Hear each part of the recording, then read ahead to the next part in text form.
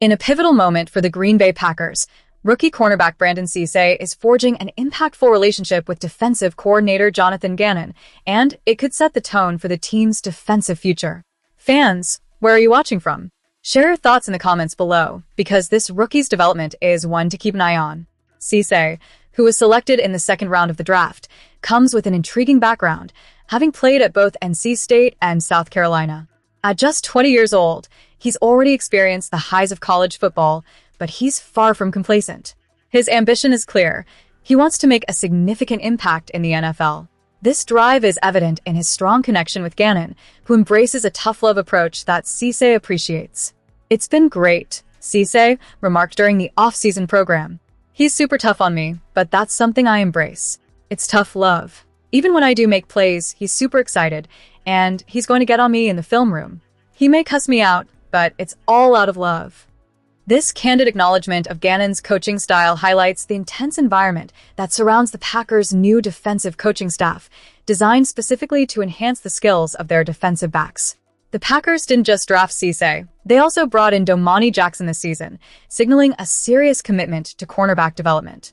The defensive coaching staff was strategically constructed to cultivate talent in the secondary, with Gannon's background in coaching defensive backs playing a pivotal role.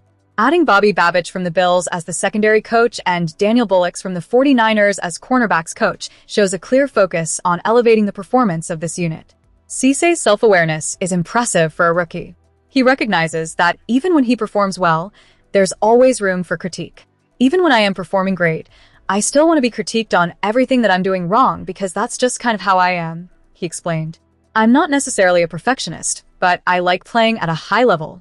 This mindset is crucial for a player in a demanding position like cornerback, where the margins for error are slim and the need for continuous improvement is relentless.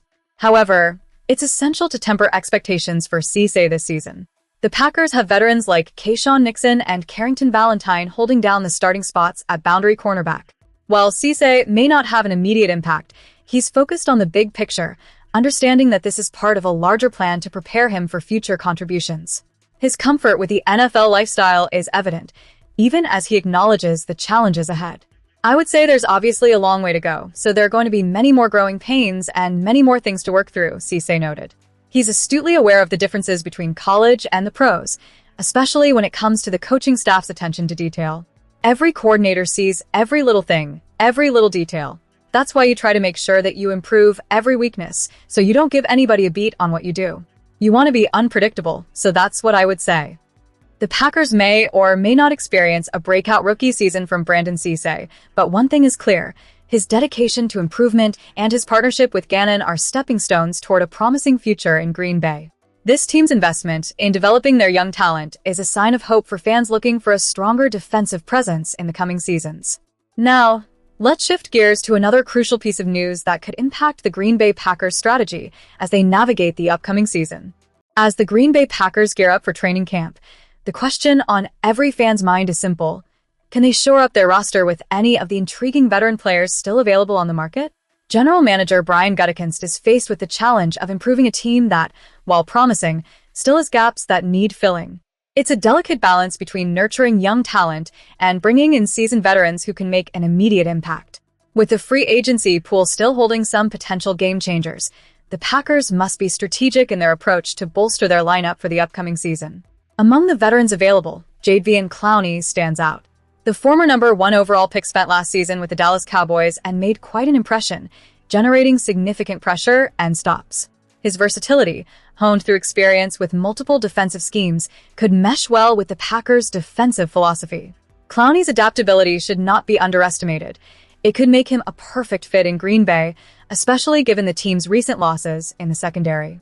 Speaking of losses, the Packers said goodbye to Romeo due in free agency and traded Dontayvion Wicks to the Philadelphia Eagles. In light of these departures, Green Bay is looking to lean heavily on their young wide receiver core, which includes Christian Watson, Jaden Reed, and Matthew Golden. However, they could greatly benefit from the addition of a player like Stefon Diggs. The former Viking has proven himself a reliable target, recovering from an ACL injury to put up impressive numbers with the New England Patriots last season. His experience could provide crucial depth to a position that's looking a bit thin right now. Packers fans will remember that Diggs was claimed off waivers after the Cowboys released him last season. Although his time with Green Bay was brief, featuring in just 2 games, he showcased his potential during the regular season finale against Minnesota. The Packers released him primarily due to salary concerns, not necessarily a reflection of his abilities as a player. Given Gutekunst's recent investments in the cornerback position through the draft, Diggs could still add a valuable layer of experience to the mix. Looking at the defensive line, the Packers might consider adding a player like Joey Bosa. At 30 years old, he may not be in his prime, but his experience with the Buffalo Bills last season, where he registered a solid number of pressures, shows he can still contribute significantly. While Micah Parsons continues his recovery from an ACL injury, Bosa could offer the Packers essential snaps, adding depth to a position that can never have too many reliable bodies. Another name to consider is Mekhi Becton, who initially made his mark as a tackle for the Jets. After facing injury challenges, he transitioned to a successful season as a right guard with the Eagles before his release from the Chargers. His ability to play guard on either side and tackle in a pinch makes him a versatile option for the Packers, especially if they can secure him on a veteran minimum deal. In the interior offensive line, the Packers might find value in a player like James Daniels, who has experience across all 3 positions. Despite a tough season with the Miami Dolphins due to injury, if healthy, Daniels could bring much-needed versatility to the offensive line. Then, there's Najee Harris, a former first-round pick who had a challenging year with the Chargers due to an Achilles tear. If he can bounce back, Harris would provide a much-needed backup for Josh Jacobs, especially given that Marshawn Lloyd and Chris Brooks may not fit the mold of a traditional between-the-tackles runner. Lastly, Gutekunst has expressed the desire to add an inline tight end, a position that went unaddressed during the draft. Will Dissly, despite battling injuries last season, could be the answer. He has a strong track record as a pass blocker and has posted impressive passer ratings when targeted, fitting seamlessly into Matt LaFleur's offensive scheme. As we dissect these potential moves, one thing is clear. The Packers are at a crossroads. They have young talent that needs nurturing, but they also have the chance to bring in experienced veterans who can mentor while contributing on the field. How will Gutekunst navigate this delicate balance? The coming weeks will reveal whether he seizes the opportunity to enhance this roster or stands pat, risking stagnation. Where are you watching from, Packers fans? What do you think about these potential signings? Leave your thoughts in the comments, and don't forget to subscribe for more in-depth analysis on your Green Bay Packers as we continue to explore their off-season moves and strategies. As we wrap up this segment, let's dive into the latest developments surrounding the Green Bay Packers and the critical roster-building strategy that has taken shape this offseason. With whispers of potential trades and roster changes circulating, fans are anxiously awaiting to see how these decisions will unfold. Where are you watching from, Packers Nation? Let's hear your thoughts in the comments. For a franchise like the Packers that prides itself on a draft-and-develop philosophy, the roster-building process hinges on 2 essential pillars: the draft and, crucially, development. This year, the spotlight falls on 4 drafted players who have shown significant promise and are set to play pivotal roles as the new season approaches. Starting with receiver Matthew Golden, selected in the 1st round last year, the initial exuberance from fans was palpable. The atmosphere at Lambeau Field was electric as thousands celebrated what they perceived as a critical addition to the team. However, the excitement soon gave way to disappointment as Golden's production dwindled throughout the season. After a strong start, his contributions fell off dramatically, with just 11 receptions for 112 yards over the final 11 games, and only 3 of those games saw him exceed 10 receiving yards. Yet, a standout playoff performance against the Bears reignited some optimism. With the departures of Romeo Doubs and Dontavian Wicks, Golden's position on the depth chart has dramatically shifted. He now finds himself in contention for the top spot, ready to capitalize on his speed, route-running capability, and the confidence he's built with the coaching staff. Golden stated, "A lot of opportunities," reflecting on the shift in team dynamics and his mindset entering year 2. His determination to make the most of the opportunities ahead is commendable and something that fans should rally behind. Next up is Arizona left tackle Jordan Morgan, whose journey has been anything but straightforward. Drafted in the 1st round this year, Morgan has been shuffled around various positions, leaving many to question the coaching staff's decision-making. General Manager Brian Gutekunst expressed confidence in Morgan's readiness during last year's training camp, yet despite that assurance, Morgan found himself playing guard instead of left tackle.